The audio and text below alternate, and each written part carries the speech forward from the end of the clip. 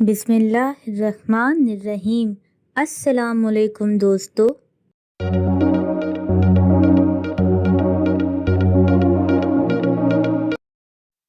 आज का सवाल ये है, पहाड़ से गिरता पानी किस वक्त रुक जाता है? जवाब कमेंट में दे 1 मिनट में।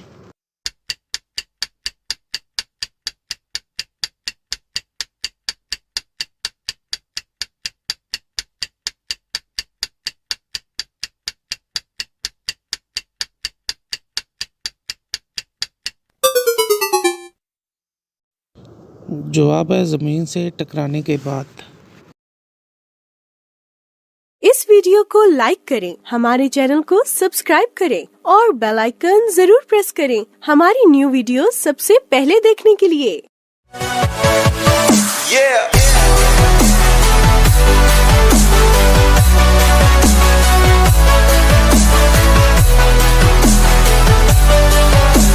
For more updates, subscribe to our channel, click the show links and enjoy watching the videos.